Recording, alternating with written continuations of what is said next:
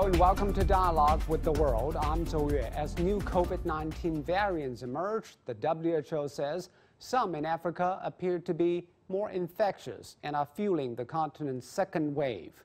China and Africa have enjoyed a close relationship for decades, so how can the two sides work together to combat the pandemic?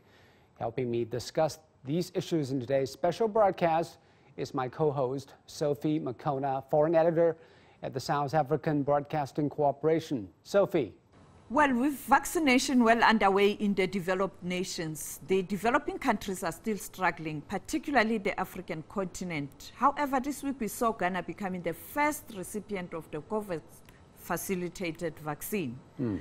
Equitable distribution is a huge challenge. So how can it be addressed? Joining us are Dr. Nikais Ndembi, Senior Science Advisor and Head of Africa's CDC, Vaccine Effort, as well as Dr. Fiona Atuhebe, New Vaccine Officer at WHO in the Sub-Sahara region. And from China, we'll be joined by Dr. Gao Fu, Director General of the China CDC, and Wu Zhiwei, Professor and Director of the Center of Public Health Research at Nanjing University's Medical School. Maybe let me start with you, Dr. Gao. When did you hear the first emergence of a variant? And many people say the South African variant is more infectious and threatening. What do you say? Well, I heard this by the end of last year. You know, the initial variant we observed is the variant arriving in the UK. We call it variant 1. Of course, the variant we found in South Africa, we call it variant 2. By now, we have more than a dozen of the variants already there. So everybody is worried, including me, because of these variants. The mutations are located in the spike protein. That protein is very important because it's the target for the vaccine under development or the vaccine under use. So, however, from the current data, we see some vaccines are still working, even for the variant in South Africa. So one of the two of them is developed by China. One is an inactivated vaccine. The other one is a recombinant protein vaccine. It looks like it's still working. So though we are worried, but from the current data, we believe that we still have some effectiveness or efficacy from the current vaccine under development. Thank you, Zhou Yue. And Dr. Ndembi, it seems that African countries have recorded some of the lowest numbers of COVID cases. And people say one of the reasons is that testing is still running low. Are there concerns that there could be a gap between the real picture and the recorded cases in Africa? Yeah, thanks so much for inviting us as African CDC to this panel. Yes, I think it's quite complex to be able to draw such a conclusion. But data that we're actually generating from serosurveillance probably provide more in-depth information on the level of exposure. So I think as far as we are concerned in terms of testing, I think we are doing quite good in terms of test per ratio that have been set by the WHO. And Fiona, obviously this virus is still mutating as expected, but how worried should the world be about the mutation of COVID-19? And how long do you think before a variant emerges that is totally immune to the current vaccines? Thank you, Zhu. This is, you're asking me a prophetic question. How long would this be? Well, we expected the variants because viruses generally tend to mutate. They actually end up mutating. We also anticipated that the coronavirus would mutate like any other virus.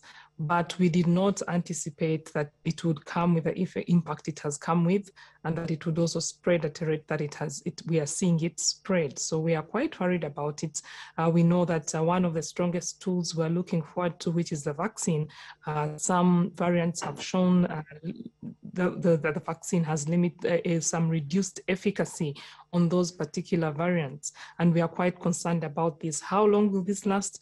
We do not know, but we are carrying out a number of studies, and we are also requesting the world to urgently launch studies as much as possible to see how far we can go with trying to contain the mutations that have already started. And Sophie, please bring us more up to date on what is going on in Africa. Well, I think Africa is working hard to ensure that it is able to address this challenge. But I just want to pose a question to Dr. Gao Fu. Doctor, I just want to find out, in terms of your experience in China, have you detected any types of variants in your own country, either imported or perhaps detecting it internally in that country? You know, the mutations we are talking about here is about the mutations we found in the special proteins called spike protein. In terms of mutations in the whole genome, you know, even from the very beginning, we noticed there are some mutations always there. In general, every month, you have 2 nucleotides mutated from the original nucleotide.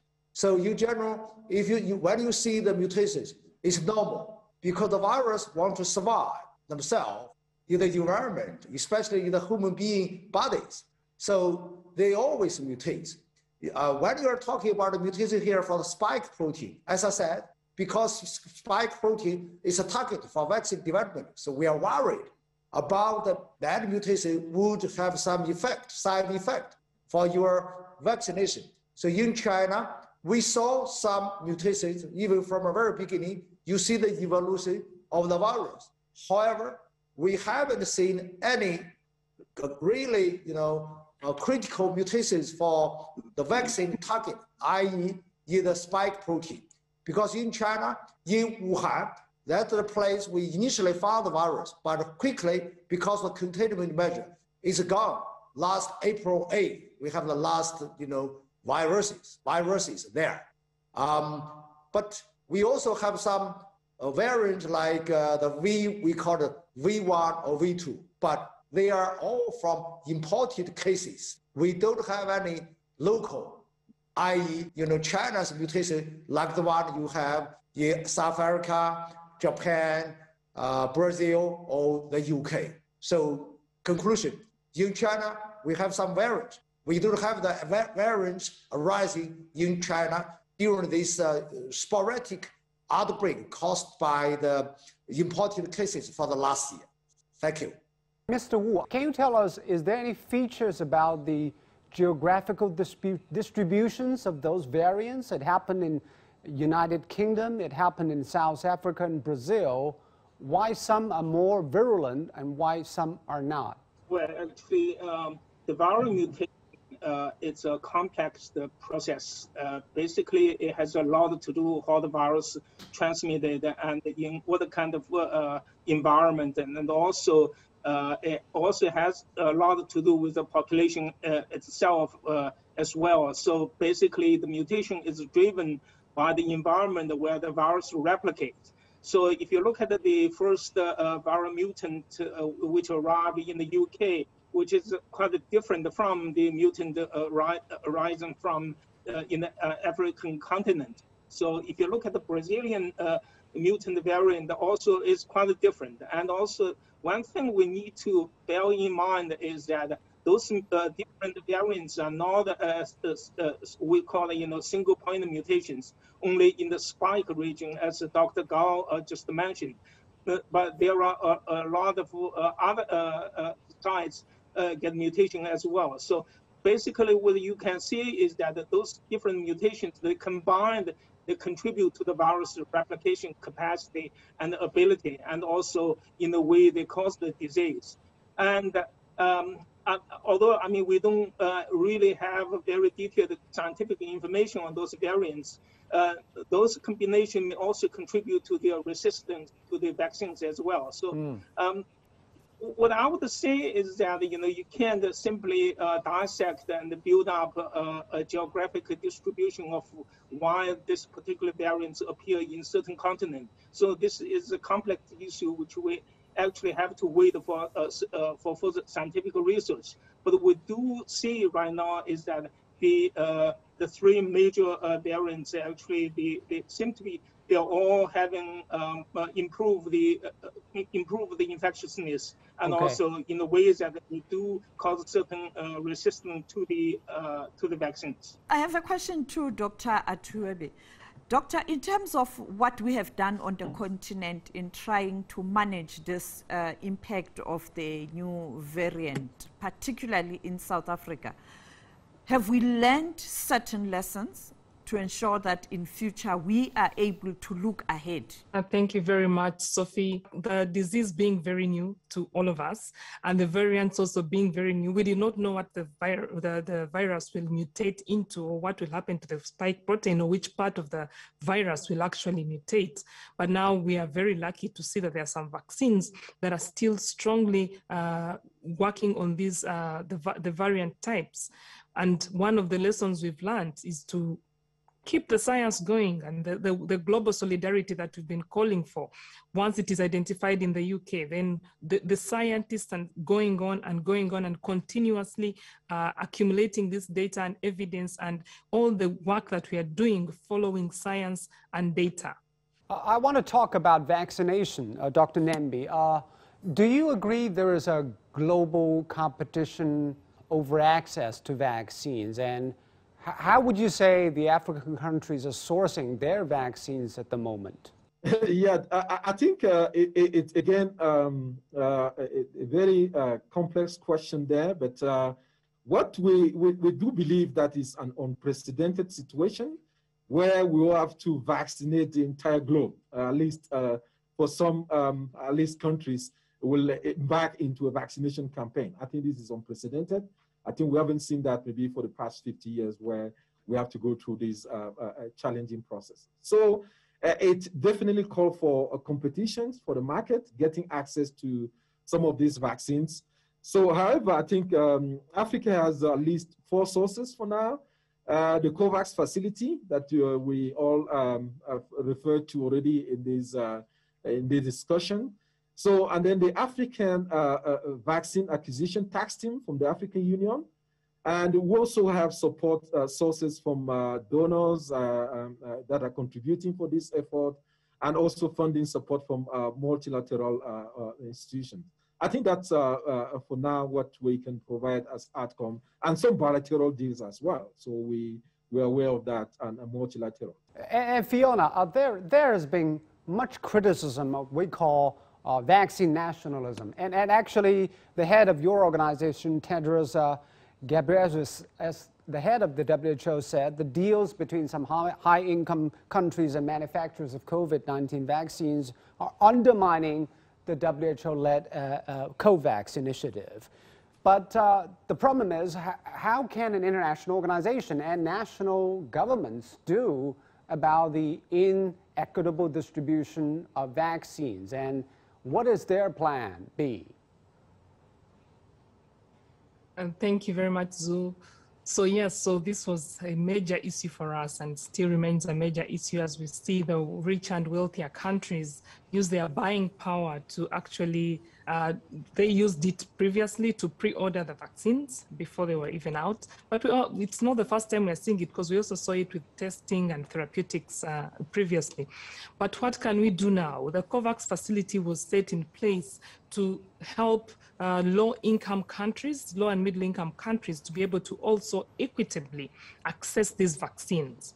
And the African Union, what Dr. Ndembi referred to, has also come together to see that we can actually increase the pooled demand for vaccines to be able to support the poorer countries. But countries have also gone out to have their bilateral deals that they are doing with the manufacturers to access more vaccine. But also we've seen the G7, the meeting they had, as they called upon donations to poorer countries. We saw UK actually pledge to donate their extra surplus vaccines after they've vaccinated their population. We saw France also call for richer countries to donate at least 4 to 5% of their vaccines to poorer countries. And Sophie, can you give us a better picture about the African, especially South Africa's response to COVID vaccination programs? Are they happy with the progress so far? The vaccination process in South Africa has got off to a slow start. Many people are critical in terms of how government has conducted the business of vaccination in terms of procurement. But I just want to ask the CDC in Africa, in your observation, Doctor, do you think we have kind of done better the past few days to catch up? And also to the WHO in Africa, the Sub-Sahara, do you think we can improve? What are areas of improvement for the country? Yes, I think we are making remarkable progress on the continent, given the challenges that we did all mention.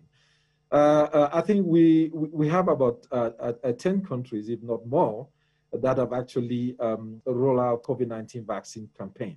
I think there was a very tremendous effort from WHO and partners to ensure that at least countries have their vaccine deployment plan. Very important. That's critical in ensuring that once the vaccine, safe, efficacious vaccine becomes available, we have a level of readiness. I think that's very important. I think we all appreciate that that is a substantial or remarkable effort at this stage of the pandemic. So now, you did mention also Ghana started, rolling out COVID-19 vaccines. So in the next coming days, there are about 20 other countries supported through the AVA, the Africa Vaccine Acquisition Task Team, established by the African Union. That will also roll out COVID-19 vaccines. So we're definitely going to be at least 50% of member states on the continent that have actually introduced COVID-19 vaccine. I think at this stage is really commendable. I think with support from other institutions like the European Union to support vaccine delivery on the continent. And Dr. Gao, there is another thing, that is how the Chinese vaccines can be available to much wider parts of the world. Because some people say China also vaccinating its own populace, and it's also sending its vaccines to other parts of the world. Is there a balance between vaccinating your own population and helping those people who are still very much severely affected by this pandemic? You know, the equitable distribution of the vaccine is very important. China joined the WHO for the COVAX. So I think we are happy to share with the whole world. That's the target. In China, we are talking about, we already have something like 50 million people vaccinated, some with one jet, some with the second injection already. We put the key population, those who are working in the customs, in the hospitals, or some CDC workers, because they have the close contact with social people. And second, we would vaccinate the major group. That major group, you could be someone with some special service. You know, someone working in the kitchen, in the restaurant, something like that. So this is what we are doing at the moment. So that's our first target. So eventually, once we have enough vaccine, we will expand it more. And when you are talking about the sharing, as I mentioned, China joined COVAX. We like to share with everybody. We also want to get the disease controlled. As I said, if we don't have all the countries safe, you cannot have one country safe. China cannot be safe without the whole world safe, because it's infectious diseases. We discussed for a long time. So China would like to assist with other countries to share. Of course, don't remember. So we have a saying in English called charity starts at home. So we also make sure the professionals, they already been vaccinated, and then we will vaccinate others. And when you want to assist somebody else, you yourself must keep yourself safe. As you also read some news, even though in China we have already donated many doses of the vaccine to many, many countries. I think you will, from time to time, you will see some news there. Thank you. So that's why this is a very complicated process and challenge, Fiona. Earlier, Sophie asked you, what is the priorities of COVAX, and where is the main challenge right now? Is it the sourcing of vaccines, the distribution, or which priority goods should first to get the vaccine shots? What are the thinking in the WHO? Thank you very much. And again, like Sophie mentioned, we are celebrating the first of the COVAX vaccines being delivered to Ghana, the first country globally outside the COVAX facility. So what are our priorities? Well, we have 192 COVAX facility participants. And what was agreed was that because we are talking of equity, each country is going to get at least 20% of their population covered within the first one by the end of 2021. But the countries have to meet some minimum criteria. Number one, the countries need to sign some indemnification and liability agreements. Their regulatory pathways must be very cleared, and they must put out their import licenses on top of making sure that they have a deployment plan and all that. Now, are we having issues with securing the doses? The issue is the COVAX facility will only give out vaccine that has been approved for emergency use listing by the World Health Organization. And so far we know that is Pfizer that received the EUL in December, approval for EUL, and we have the AstraZeneca that received that approval just last week.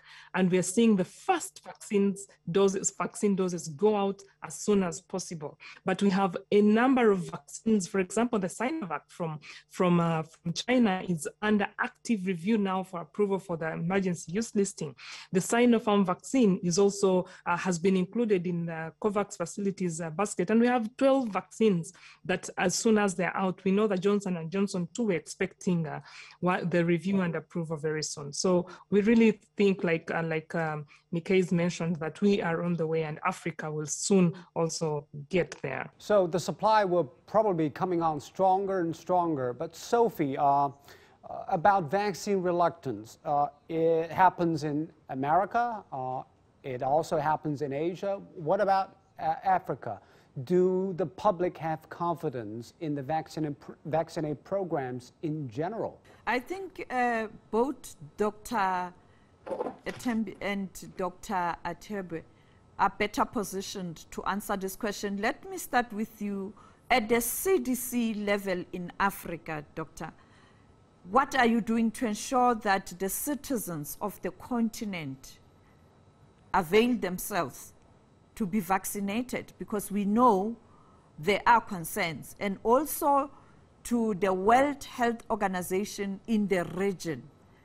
You know very well there are lessons learned from other regions. What are you doing to assist countries in Sub-Sahara to ensure that all the citizens do understand that this is very important? They have to be vaccinated. Thank you for the question, Sophie. I think that they just let me put this in the context, yeah, and then with a couple of figures. So the African Union target is actually at vaccinating 60% of the African population, at least 35% by the end of 2021, and then the 25% next year. So we have secured about 270 million doses from at least 3 vaccines manufacturers, Pfizer, Johnson & Johnson, and AstraZeneca. Then what in line with that and in preparation to that rollout, what we conducted a continental survey on vaccine perception in 15 member states, and then about 15,000 respondents. I think a face-to-face interview here is more robust than probably online interviews. So it's quite interesting to know that 4 out of 5 respondents are willing to take a safe and efficacious vaccine when it becomes available. These are real-time data generated from 55 members, from 15 member states. And it ranges between 60% to 95%. And this is quite similar to other studies when we started looking at disaggregating our data. So we still have 1 out of 5 that are really, really have some kind of, could be reluctant in really accepting vaccines.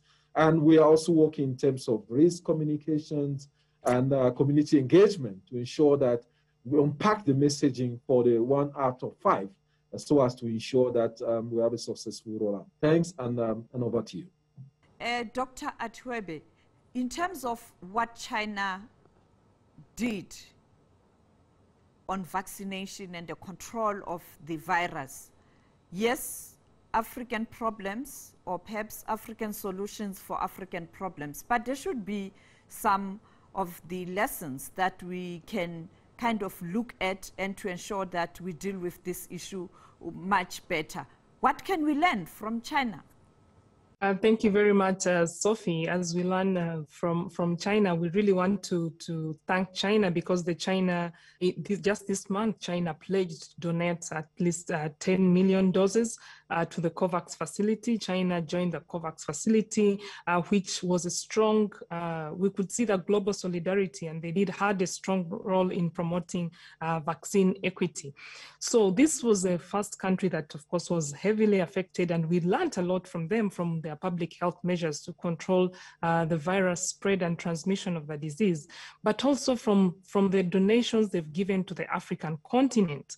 This has shown what multilateralism can do, what that same solidarity to fight a pandemic can do, but also the fact that they are using the vaccine to be able to control, also to reduce the impact of severe disease and deaths is also a big lesson that we can learn from China. So being the biggest vaccine manufacturers are now donations to the African continent, but also the fact that their vaccines will soon be being reviewed and probably will soon receive the approval for emergency use listing from WHO and to be used on the continent. Then that is a big thing because we increase on the number of vaccines that we have and because they're able to manufacture in such huge doses. And I'm glad to hear the CDC director mention how generous they are with the whole world. I just want to find out from Dr. Zwe whether there is partnership with different institutions around the world, scientists. Are they working together to ensure that we are better prepared for the future? Yeah, I think it definitely it is. I mean, you know, as China and the African countries have a lot of interactions, basically I think we could bring in some medical experience and pandemic fighting experience as well. African countries could basically in terms of, you know, by learning those experiences implemented by their own, I think we will be able to achieve a much better disease control and containment. As the vaccines are rolling out and implemented, then I think eventually we should be able to learn from each other and then get the disease under control. All right. Thank you very much, Sophie, and thank you, Fiona. Thank you, Dr. Nambi. Thank you, Professor Wu and Dr. Gao, for insightful discussions on the latest development of COVID. And you've been watching a special dialogue with the world here on CGTN. I'm Joe in Beijing. Thank you so much for watching. Goodbye.